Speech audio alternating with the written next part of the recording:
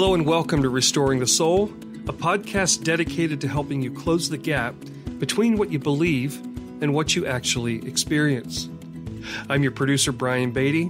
Thanks for listening, and thanks for bringing us with you on this Labor Day weekend.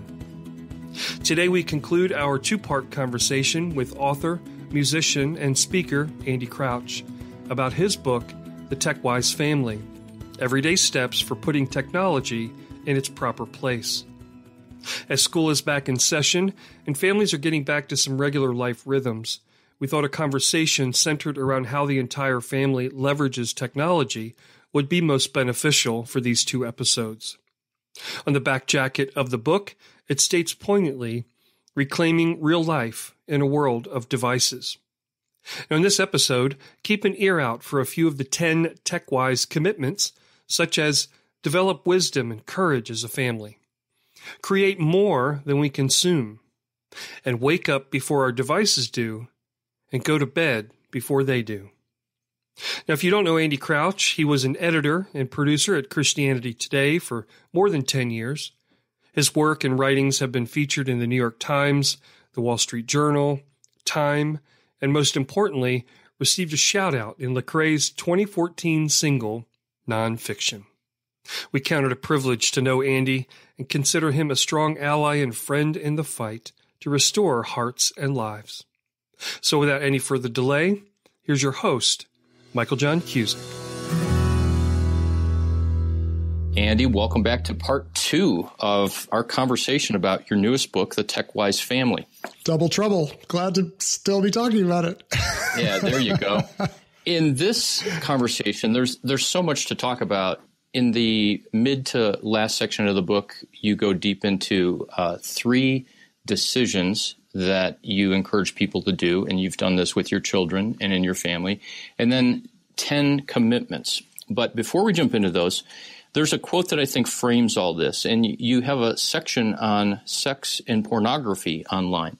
And I really appreciated how you handled this because what I've written on and what I teach and work on is in sexual brokenness. But you talked about how you were very intentional about putting that at the end of the book because so many parents want to know exactly what to do about that and how to set limits. But you wrote this. You said, the truth is that if we build our family's technological life around trying to keep porn out, we will fail. Pornography saturates our society even if you somehow manage to never click on not-for-work websites. And so it's this idea of you're really proposing about how to build something in to the hearts of kids and building something into families and marriages so that these other appetites don't have to be indulged. And will you talk about that? Yes, exactly. This book, in the previous podcast, I said, it's not about limits primarily because I think that's a very limiting way to live. It's actually about how to fill our lives with what we really want. And what we're going to find as we fill our lives with what we most desire, when we reflect on what we want, on who we want to become, on how we want to do that together, we then kind of discover the ways in which technology could prevent us from getting what we really want. And also, I think, and porn is a very clear example of this, the way that it gives us kind of simulations of what we want, but not the real thing. So the whole book is about, hey, let's step back before we even ask, like, how much screen time should anybody have? Let's ask, what do we really want as a family? And let's build from there. And then along the way, we'll examine together how technology is helping or not helping. And because there's so much anxiety and appropriately so at one level around porn, I didn't want to jump into that at the beginning. I wanted to set this bigger picture of a full, flourishing, fully relational life where we're all pursuing wisdom and courage together. We can talk more about that. And then in that context, talk about, all right, now how do we handle the fact that, flooding in like Harry Potter's invitation to Hogwarts are all these, just through every crack in our lives, are these sexualized kind of pseudo-sexualized images, of an alternative life, a simulated life. But we've got to know what the real life is before we know how to resist effectively the simulation. So you touched on what I said at the very beginning of part 1 of our interview, and that was this idea that this was really challenging for me. And it's great to think about, okay, I can do this and this and this. But you raise this question of you invite people to think about what they want. And that takes work. That takes time. That takes stillness. And it's so easy to want to be force-fed or told what to do. But when you ask the question, what do I want and what kind of family do we want to shape, it doesn't work that way. That's so true. And I'm in the midst of this because my wife and I are in a big life transition. Our son is off to college. Our daughter is a senior in high school.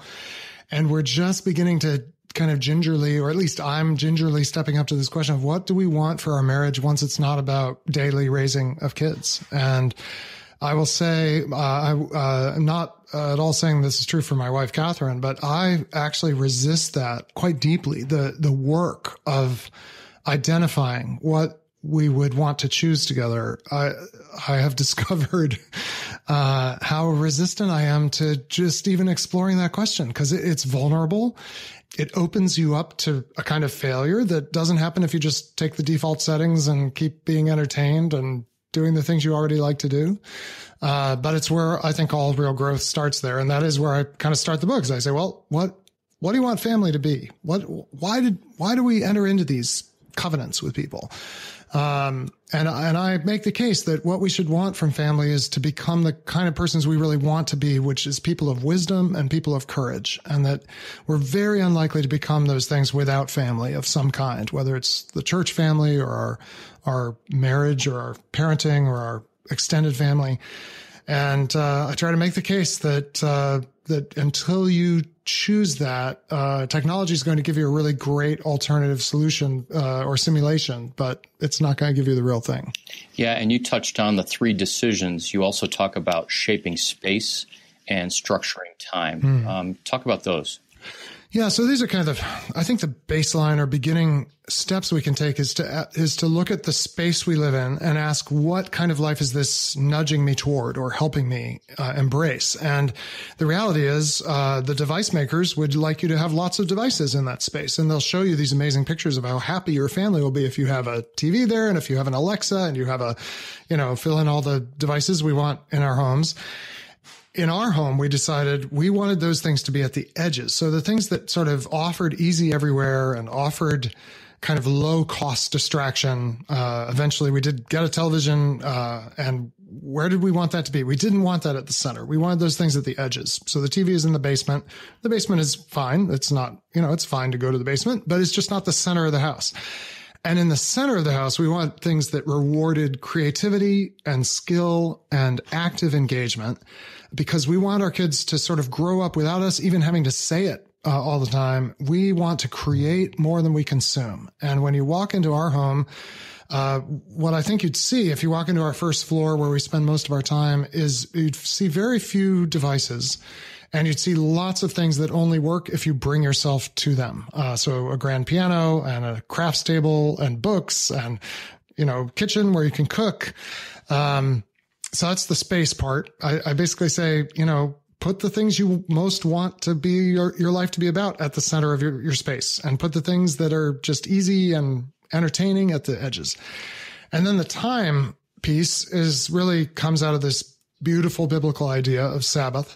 And we've kind of extended it. In addition to 1 day a week, I think a good thing to aim for is 1 hour a day, also 1 day a week, and then actually 1 week a year. Our family has tried to turn off all the devices we can. I mean, we don't quite go down to the basement and throw the main circuit breaker and disconnect the electric source. I have thought about that.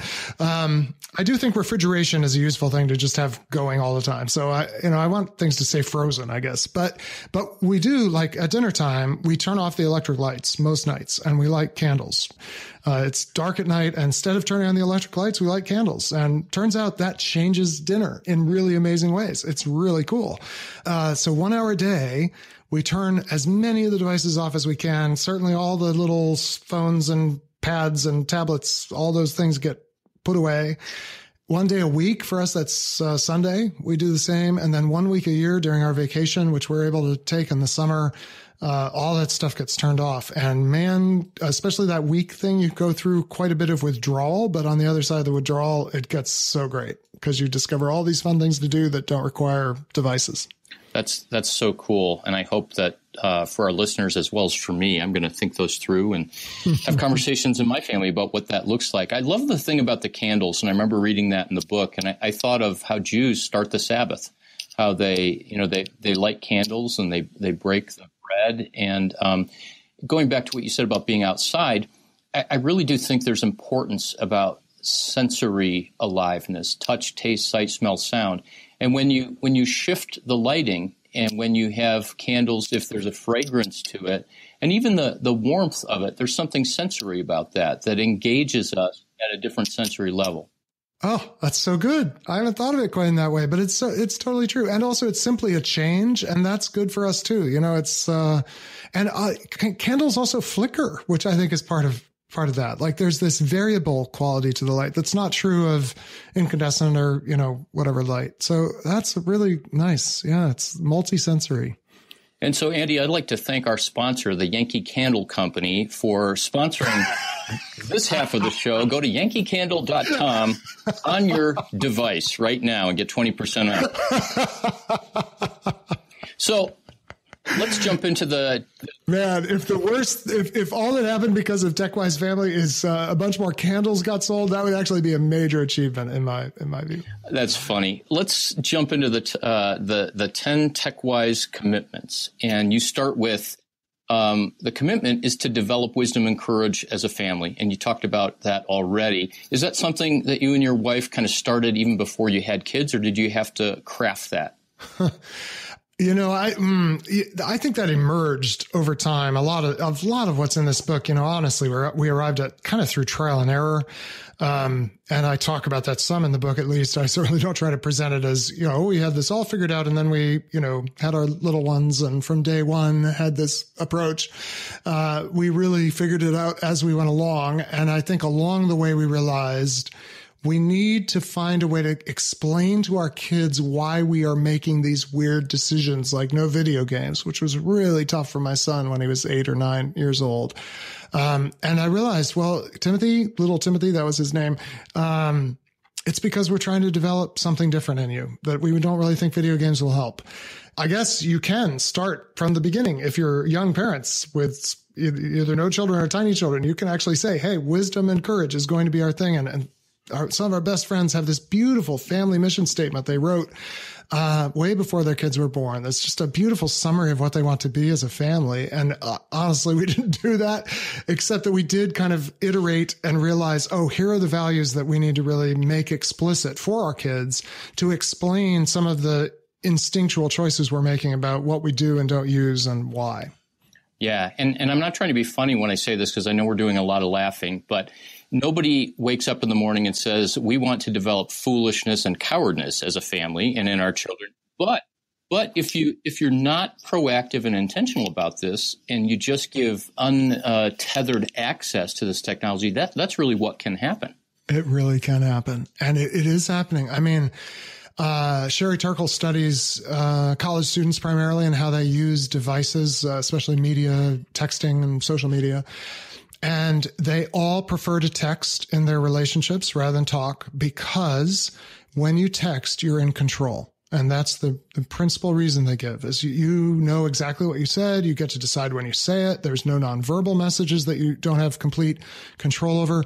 But underneath that is fear, right? It's a fear of being known. It's a fear of not being in control. I hesitate to call it cowardice full blown, perhaps, but it's not courage.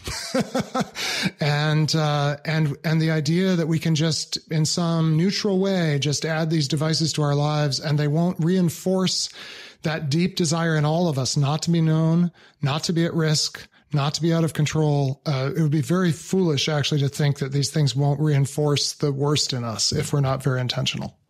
Yeah, I love the fact that your books, and especially in Strong and Weak, we had talked about this in the very first time we had a conversation, that you intentionally take risks and try to be vulnerable every time you speak.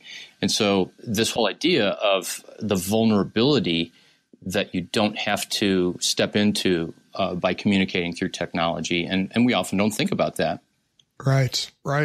And we like it. I mean, it's appealing. Oh, this is so much better. And hey, for logistics, it's all good. I mean, if I'm scheduling where to pick up my wife when she gets home on the train, I'd much rather do that by text.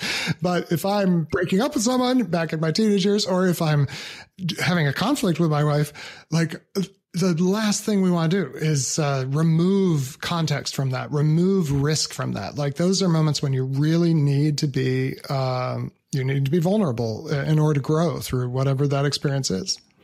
So your next of the 10 commitments is we want to create more than we consume. And you talked about that in terms of rewarding skill and active engagement. Yeah. But just comment on that, creating. Yeah, putting in front of, especially in front of kids, opportunities to actually extend their skill in thick ways and in challenging ways, rather than the easy rewards of video games and little games on. The problem with all computer games is they're basically too rewarding. If you really want to create, you need to meet significant resistance. Now, there are a couple kind of edge cases. I think Minecraft can be genuinely quite creative for kids. But I don't know. I mean, there's an opportunity cost. That child is playing Minecraft, could be playing with real Legos, could be out playing in the backyard. I hate for them to miss out on that. So we want our kids to grow up thinking, knowing that their parents expected them to create things and to do things that were hard in order to learn how to create, rather than just to kind of fool around. So, we had a craft table stocked with all kinds of art supplies, and it got really messy. It was designed to be cleaned up relatively easy. One of the things about this whole approach, is creativity is actually much messier for the parent. So, like, if you invite your kid to cook with you, you are going to be cleaning up the kitchen for a lot longer than if you don't.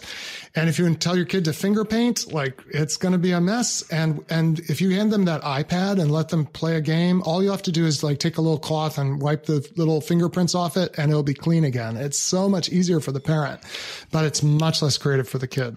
Yeah, when my kids were little, the thing was put in a video and have them watch the video because of what's required otherwise. And of course, we never did that as parents. Very much. Yes, but I've heard people do that. I know. I have a friend that did that once, or one of my counseling clients, but of course I would never do that. So the next one is, you talked about this already, the rhythms of the hour a day, the day a week. But at the end of that commitment, you say, turning off devices so that you can worship, play, feast, and rest together. And I just wonder how radical that is for so many families.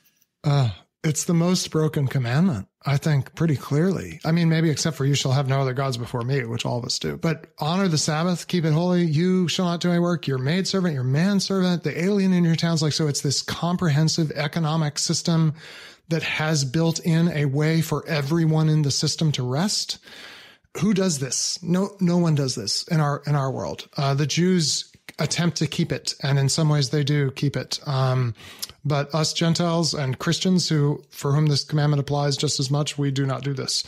But it is so healthy when you do it. And when you see Sabbath not just as exhausted, like collapsing after a week of toil, but you see it as this other way of being. And you have a day where you can make that recipe that takes too long during the weekdays. And we abridge all diets. Like, we do not count calories on the Sabbath. We have ice cream on the Sabbath. And then we worship on the Sabbath, right? And we go together to the house of God and are fed there as well. And this is just being encroached upon in 1,000 ways, not just by devices, but by our whole culture as we exit the vestiges of Christendom. It's a great loss, because if you don't have Sabbath built into your life, you're instead of living a life of work and rest, which we're made for, you're ending up living a life of toil and leisure. And leisure is just kind of exhausted, or it's just inactivity, even if it's pleasurable. It's just like collapsing on the couch and watching a football game.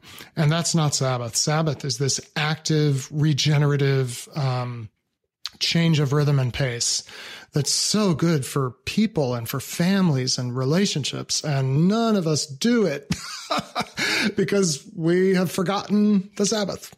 Well, the way you describe it, it sounds so life-giving, especially as you say, play and feast. Yeah. And I just don't think we think of it in those terms. onto a more practical commitment. And of course, Sabbath is actually practical too. But you say that we wake up before our devices do, and we, quote, go to bed before our devices do. Yeah. So this is just trying to deal with, I mean, honestly, I think it's an epidemic of being entangled. It's not so much with our phones per se. It's with the world the phones bring into our bedrooms and into the time that's meant to be rest. I mean, the principle of the Sabbath is usually thought of as one day a week, but there's also this basic circadian reality to being a creature, which is our need to rest. And the problem is our devices don't need to rest. Like, they would happily glow all day, every day, all night. They would happily keep notifying us through the night of whatever's happening. And we're now in a globalized world that's always got more things for us to read and be anxious about. And I think when you do that, you really you literally disrupt sleep. And by the way, parents, when you ask parents what they're worried about with their kids and devices, they usually talk about sexual content and that they're right to be concerned about that. But when you ask kids what they wish their parents would help them with their devices, the overwhelming answer that kids give is, this is affecting my sleep and I need help handling that. I need help managing that.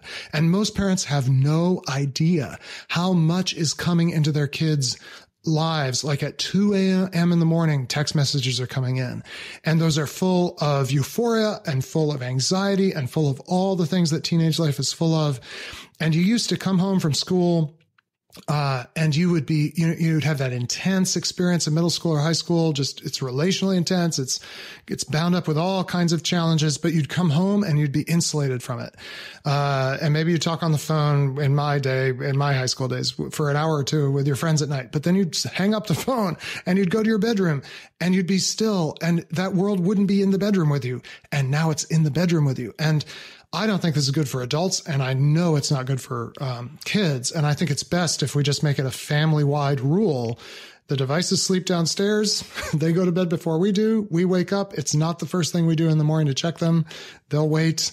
That's the other thing about devices. They'll wait. And we've got other things we need in our life beyond just the stream of stimulation that these things would offer us all day and all night if we let them. So is that what you do in your family? Is all the devices go downstairs? They don't even go into the bedrooms? Well, so we haven't talked about this, but every chapter in this book, once it gets into the kind of practical stuff, ends with this little section called Crouch Family Reality Check, in which I disclose all the ways in which our family aspires to this commitment, but doesn't always achieve it. So let me say a couple of things. One is my wife often does bring her phone into our bedroom with her because she has a sane relationship with her device more than any of the rest of us do. And she literally just plugs it in, uses it as an alarm clock, and doesn't let it glow at her at night. So I do not have the self-discipline to do that. So I leave mine downstairs. With our kids, honestly, I mean, our daughter's a senior in high school now. As this dawned on me they both got kind of smartphones around the time they started driving, so 16. It was not perfectly observed, and there was some resistance from the teenage members of the household. Although, interestingly, just a couple weeks ago, I noticed that my daughter was taking her phone to bed with her. I said, Aim, I think maybe we should really take this more seriously. And she said, you're right. And she's been plugging it in downstairs every night since then. And I do too. I think that's great. You're inspiring me, and not just to change my behavior, but truly, I can't help but think of this quote. I don't know if it was Thomas Merton or Ronald Rolheiser, but all Christian spirituality is rooted to what we do with the unrest in our soul. And so much of my draw and compulsion to check the news, to look for the text messages, to get one more email in, is I have to face this restlessness inside of me. And I'm not suggesting that every time I feel restless, I quote a Bible verse, but instead to be still. Yeah, that's so good. So we're not going to have time to go through the rest of these, but I've got to do two more. And number 9 in your book is, we learn to sing together rather than letting recorded and amplified music take over our lives in worship. That's really, really, as I think about that, first place my mind went to was the Von Trapp family.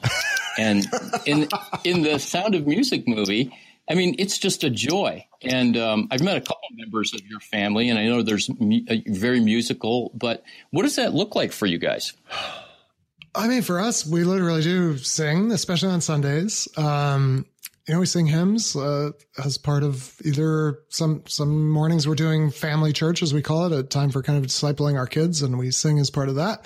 And we make music together in other ways. I was worried about this chapter, honestly, because I know not everybody. I mean, I'm a professional musician. My wife was trained as an amateur musician. I know not everybody was. And I almost could have written a chapter that said we play sports together, and then my family would be very awkward and other families would be like, oh yeah, that's us. But I think there is something about singing that it's just been so totally lost, but it used to be totally normal. And it wasn't all Von Trapp family. It was just normal for families to sing. Like before recorded music, this is what you did when you were together. And sometimes it was popular songs. Sometimes it was religious songs. It was just part of ordinary life. And it is still part of ordinary life in many Christian cultures that haven't been fully technologized. I mean, some of us have had the great privilege of visiting the nation of Haiti, which is a very materially poor nation. But I tell you one way in which Haiti is not poor, and it is not musically poor, because Haitians can sing together in ways we Westerners, we North Americans cannot imagine.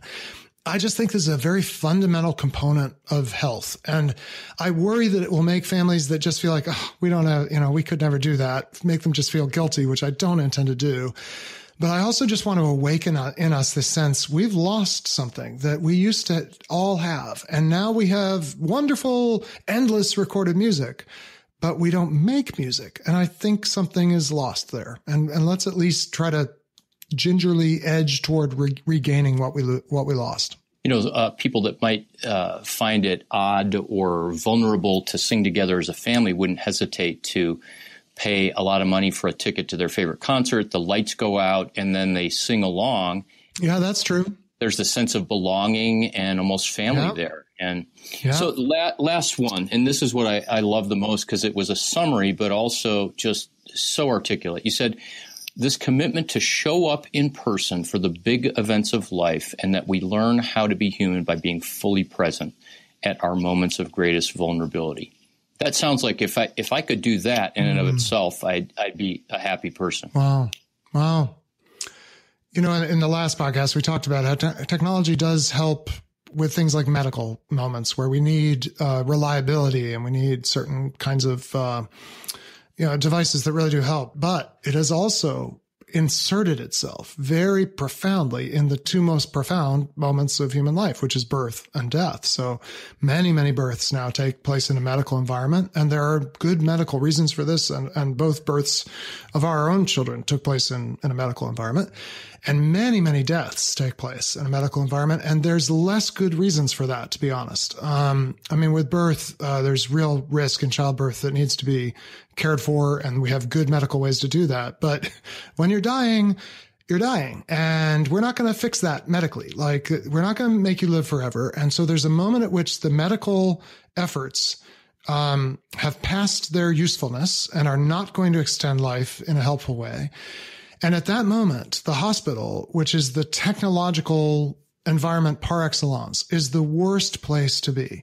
At the very moment when you need to be held by other people, when you need to be surrounded by people, and the last thing you need is these devices that are not going to do any more for you than certain basic pain relief, which doesn't require the whole panoply of the hospital to administer.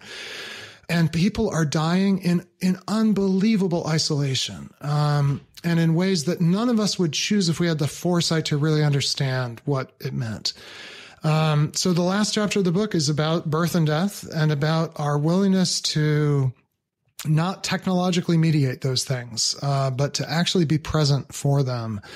And to discover that actually at these moments of just the greatest human mystery, that devices can't help and they mostly distract. And what is really important is for us to be there with each other.